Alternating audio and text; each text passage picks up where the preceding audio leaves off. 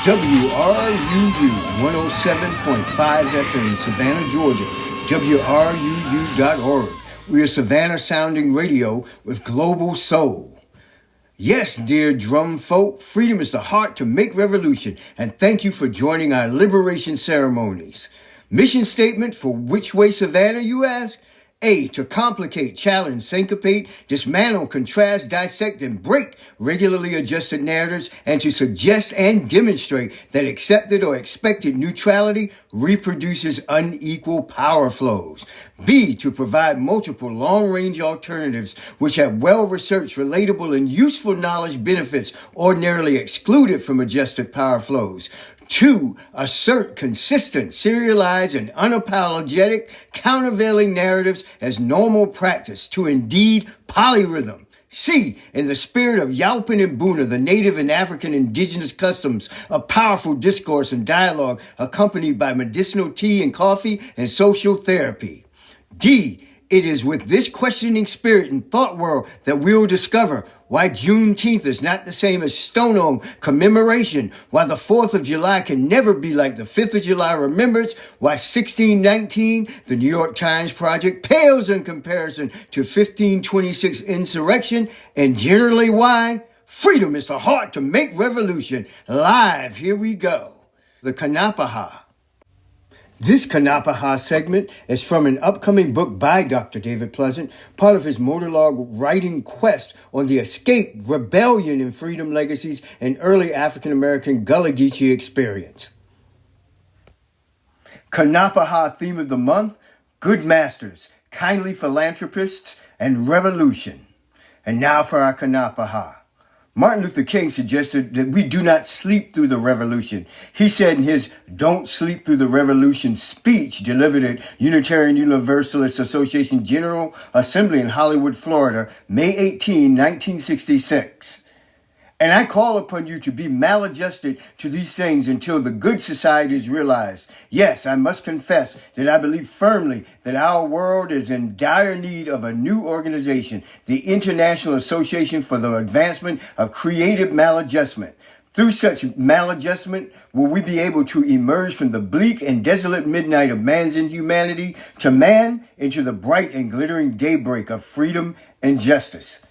The implication of King's call for revolution is that we gain some sense of discernment which might allow us to see through generally taken for granted narratives, ideals, commonplace practices, or stories. This includes gifts, giving back, pay-forwards, and payoffs offered by those who more or less give as a way of dodging interrogation about their surplus, where it comes from, who helped create it, how it's maintained, and how it might be equitably shared, who mitigates the sharing, what are the not-so-nice backstories of the profits gained. Those things are usually left out. Good masters, kindly philanthropists, and revolution. The Henry Ford plantation at now Richmond Hill, Georgia, is a site renamed without an actual renaming. The town name was changed in honor of benefactor and philanthropist Henry Ford's new plantation. Ford's legacy ties directly into that of the Nazis. He is a celebrated icon in Hitler's books and memoirs, and he has a history of questionable corporate presence in Wehrmacht Germany during World War II, along with a deep legacy of anti-Semitic output in America. Nevertheless, he built a sprawling plantation at the city of Way Station, later named Richmond Hill. The new plantation, rebuilt from the gray brick-by-brick so-called contribution of enslaved workers, fortifies the site in southern splendor and charm. That simple beauty turns upon a Midwestern spin on the much-beloved antebellum prestige enjoyed by Ford's wife. An antebellum-era sycophant and Gone with the Wind 1939 movie enthusiast, Clara Bryant Ford wished to recreate the feel of the Old South through the Greco-Roman architecture and fond memories of a simpler time. The original plantation, however, had existed in another site and time until it was flattened during the Civil War, or as the Gullah say, the Big Red. Sherman's conflagrations and marches saw to that. Ford and his wife, however, wished to restore or recreate the shattered and charred remains of plantation pride and history, otherwise destroyed by malevolent colored troops and other Union soldiers. To rebuild that what slavery-ending Union Army had torn down. It even has an oyster house out back used for grand parties thrown by Ford that is reminiscent of the slave cabins which once adorned the pre-Sherman colored troop site. All of this was designed and built by Savannah architect Cletus Bergen I in 1936. Present-day travel and leisure and tour culture, supported by free ads and advocacy on local Savannah TV stations, and as well by online videos which champion the splendor, exclusivity, beauty, and luxury of the place, keep a new fire burning. Not the fire to burn down the memories of plantations, chattel slavery, and human degradation, but rather to sanitize and quarantine them despite their underbelly of Nazism, forced labor, Jim Crow, anti-Semitism, classism, intellectual appropriation, lynching, and etc. A new fresh flame which extols them and broadly elevates Ford and others like him, kindly philanthropists, without any meaningful contextualization, is now lit and brightly burning without pushback. No firemen or firewomen are available to put out the blaze. Only now a pleasant, beautiful, aesthetically rich, and tastefully pleasing story might remain. The flames are actually being fanned. The lush, semi-tropical Ogeechee lands and waterways provide a wonderful backdrop to mansions, golf courses, whiteboard churches, manicured lawns, and tour buses filled with happy, joyful, paying travelers, tourists. The histories of the land, its people, and the people who toiled there are just omitted from the record or used as casual scenery, a backdrop to deserving corporate architects, capitalists, elites, and international criminals even. The contributions of the disappeared generated a splendor and economy still alive and well, but resolutely out of their hands, benefit or control. It might only be tendered by kindly philanthropic acts which give back at a rate, pace, intensity, supply, or calculation of the owner's whim. New good masters, kindly philanthropists, or benefactors presently bestow gifts and treats, paying for it with all ill-gotten supply, all legal, tolerable, acceptable, and officially approved now. The kindly philanthropists and benefactors are then expected to be gratefully thanked. Note, the areas of the so-named Gullah Geechee corridor have the legacy of myriad pre-jazz, pre-spiritual music and movement traditions known to play a great role in the formation of an overall American music. This includes varieties of coalesced African and African indigenous practice. Ford had, during the times of country music's ascent, sought to openly fund music sanitizing campaigns. That is, the idea was to proffer white country music and white musicians who might distance themselves from the so-called impure manifestations of African influence, like blues, jazz, rhythmic or syncopated music or movement, effusive spirituals, drumming, and etc. The idea also included a type of suitable behavior and presentation which would expunge any so-named low-class, so-called white trash element. For blacks especially, though, it was well meant a shut down on any attitudes, assertions, or impulses which might push back on white authority or which might expand either country or folk music to include percussion-based African traditions where syncopation and expressionism ruled the day. As stated by Black Magazine's Aaron Foley, a Jalopnik alum, he said, a big part of white country's music rise was thanks to Henry Ford sponsoring its specifically white aspects to keep his workers away from jazz's what they call monkey talk and jungle squeals. And as he was wont to do, Ford blamed Jews for jazz's presence. In the 1970s and within the model set up by Ford, some country musicians saw fit to defy new and threatening ideas such as forced busing or integrated restrooms, hotel, accommodations act, and etc. through coalesced music tactics. Even the Savannah Morning News editors chided in. Those editors publicly rejected any move which might force any business owner to desegregate. They also declared that that sentiment had nothing to do with racism. The de facto effects, however, remained the same. Black people were barred entry to established public accommodations. But back to the music. Instrumentalists such as Hobart Smith arguably founder of bluegrass music, a white musician, had built his banjo work along with African musical tradition he had learned from black banjo players and movers. The percussive use of clunking foot and body postures generated a drum-like synchrony between the plucked strings, vibrating floor, and vocalizations of the player. A drumfolk sound and expression emerged, one linked to Stono rebellion and days where African was a profound presence in black music traditions. Smith found himself easily merging in with the Georgia Sea Island singers during the 1960s with Gullah Geechee-inspired recordings. This tendency for amalgamation, desegregation, and synthesis, however, was anathema for Ford and others dead set upon clear divisions between purely melodic lyrics-driven forms instituted as superior Euro-white practices where black or white trash elements weren't allowed. Drumming, percussion, and movement had to be expunged from that design. The 1970s country musicians even sought to accomplish the same by removing drums from any recordings and performances as a protest against integration. The drum contamination for them was a symbol of the uncultured, lowly, and depleted morality of a lesser Negro, a lesser human being, less than human, a passion emergent, heedless noisemaker without precision or clarity of cause.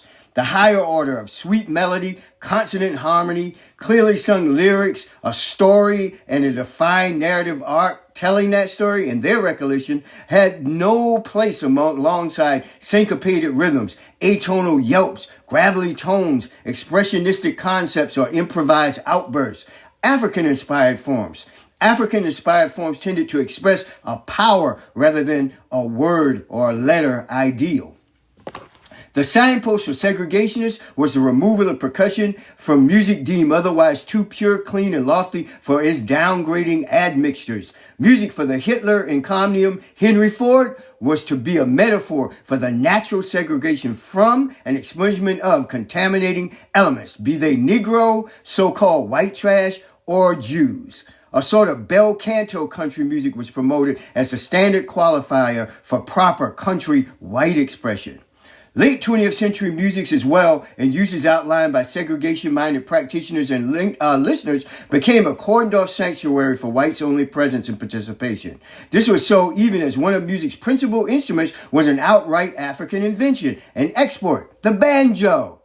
Presently, although segregationist ideals as those of Ford and 1970s country practitioners are largely gone, certain standards of organization and omission remain, however. The tolerable compromise now has rhythmic volatility and or variety replaced by flavor or groove type, metronomic time, as well acquits a bel canto limitation through symmetry, even in clock-like periodicity, overwrites spontaneous shape, impulse, improvisation, melodic supremacy, lyric narrative, storytelling, supremacy, improvisatory limits are placed on aesthetic evenness over spiritual volatility, likewise frame vocal and melodic invention. So every motorlog trip that I've done, I made to places south of Savannah through those forests, swamps, prairies, forts, and marshes, which contain the legacies of self-emancipated people, Maroon Seminoles, and other insurrectionists, have had me pass through Richmond Hill. On modern-day Opel Salzburg, or at least a strange appendage to it, the Ford plantation echoes and re-echoes a heritage of unbroken contradiction, conflict, and harm. A cadence of the same, good masters and kindly philanthropists remains. Opel Salzburg, where Hitler relaxed, looking out into the beautiful mountainous landscape of southern Germany to plan and construct the intricacies of his Nazi command, so too might Ford have looked out into the contrastive wetlands and marshes to conjure up by comparison soft-style American nationalist varieties of segregation, separation, Jim Crow, discrimination, and jurisprudence influence cemented into corporate and state policy. In areas where pirates like Blackbeard and others had crews of self-emancipated Africans and other self-liberated people, a sprawl of numerous celebrated plantations, a maneuver to drown out all of the splendidly stewarded manifestations of liberty. Such liberty is the right taken by hordes of courageous folk who took out for their own sacred entitlement. That is liberation. The uncertainty, discomfort, instability, sacrifice, suffering, labor, know-how, self-reliance, accountability, courage, determination, fortitude, vision, imagination, and ingenuity engaged by freedom seekers expressed a lofty power. Their power and presence does not exist in the refurbished mansions or lavish sites of criminal bankers, Hitler and communium businessmen, good masters, or kindly philanthropists. The forests, swamps, prairies, and marshes sing out a fluid, ever-present language beyond word and syntax. Brick and mortar, dollar or bullet, it is a power in those marshlands and swamps. Freedom rise. Past for its desperate plantation, a plantation desperate to reconcile evil with overshadowing splendor, beauty, art, philanthropy, and opulence. It is to question and challenge the elevation of the benefactor, good master, philanthropist, or grantor in the blinding lights of an overarching ethical ideal. What are the plunders of war or injustice as they may be recollected as gifts? What is the nature of a give back, pass down, or pay forward when the surplus owes to a debt ill-gotten and maintained? Nevertheless, freedom rise to generate, create, and project a truth of urgency and love born in struggle known as justice. Liberty for all the time. Freedom is the heart to make revolution. Bike Walk Savannah offers bicycle education programs for children and adults, including bicycle rodeos. Nationally certified instructors ensure that all education programs are safe, informative, and enjoyable for participants. They also offer customized programs for businesses and other organizations that are seeking to make bicycling and walking part of their employees' wellness programs. More information is available at bikewalksavannah.org. The Live Oak Public Library System offers local residents access to hundreds of thousands of movies, television programs, albums, audiobooks, ebooks, and digital comic books for free on your streaming television and mobile devices through the Hoopla app.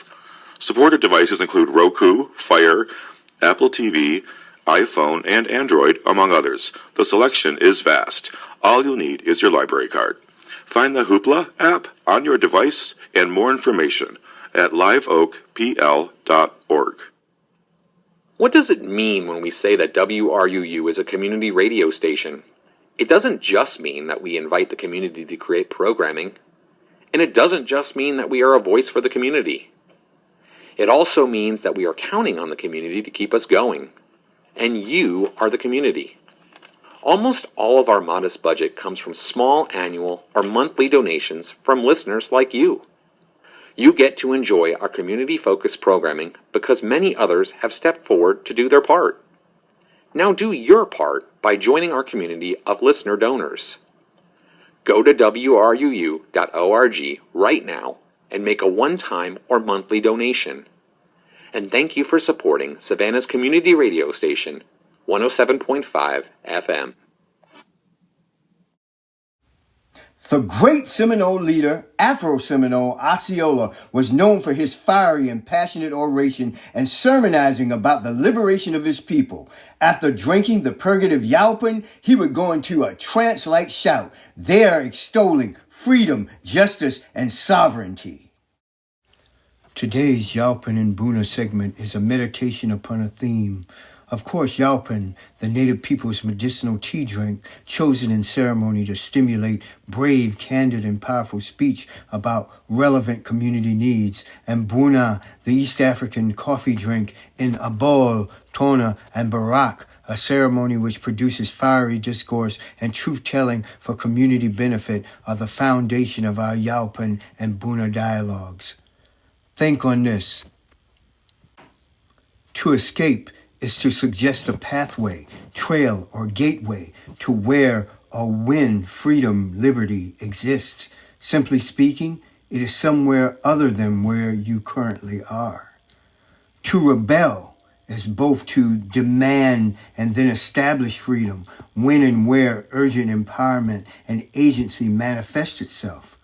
In other words, liberty belongs to you, and you create it in the place you command.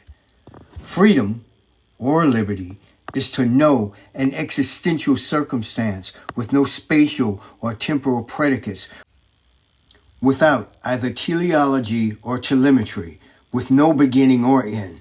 The demand and declaration are self-evident. In short, freedom is a quality of consciousness, no matter where you are, and you project it into every place you go. And today, for the eco-cultural concept, where we embrace, acknowledge, and extol the crucial connection between human beings, other biological entities, the ecology itself, and the wholeness, the essenplastic notion of existence and presence in the community, we bring to you some sounds and vibrations of nature.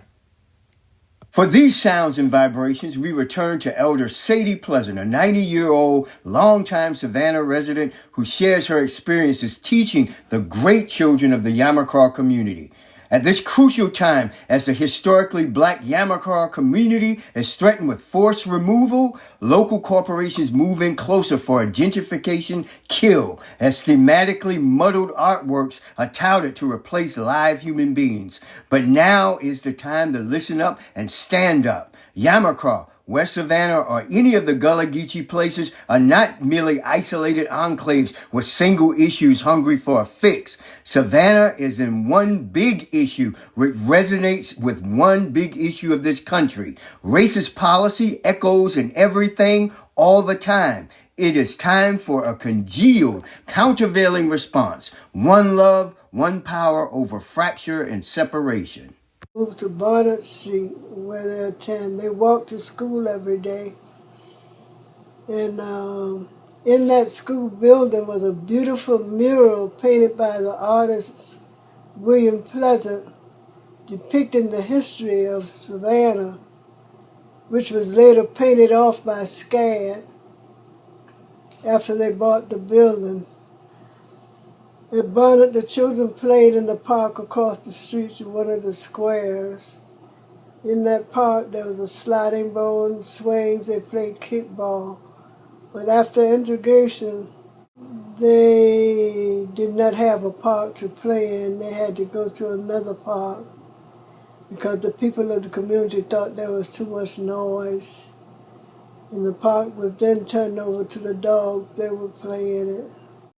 The park the children played in was later used for dogs, and you couldn't play in it because you get your shoes all dirty, and they would have to come back and clean their shoes off before they could get into the school. So they had to be moved to another park to play. The children of Barnett participated in science fair. We had beautiful science fairs with many projects. They also won the first place in the science fair in Athens, Georgia. Every year they participated in the spelling bee. They would win the spelling bee in the county, but they never got to the state.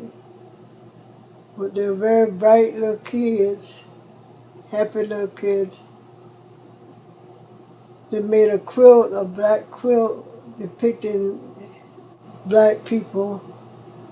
They had programs, they had a band. They played music. They had musical instruments that they played. They were eager to learn. The school closed after a while, and the children were placed in different schools around the community.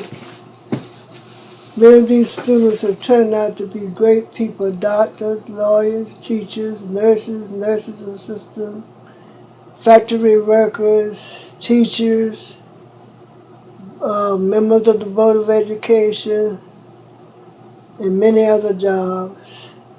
They have grown up to be productive students and young men and women. The parents of the Yamacraw Village students were very active in the PTA meeting and very concerned about the children learning. Sometimes it was so crowded in the meeting that they could not sit down because there wasn't enough room, and we opened the back door and some had to stand outside. Parents were also involved in the civil rights movement from the Yamacraw village community. Later in the year, Barnett was closed. Many of the schools in the black neighborhoods were closed, and the children were bussed out into the suburbs to other schools for integration. And that's it for this month's WWS radio program, Kanapaha theme, Good Masters, Kindly Philanthropists, and Revolution. Hope you'll share in our next revolution ceremony. Peace and freedom is the heart to make revolution.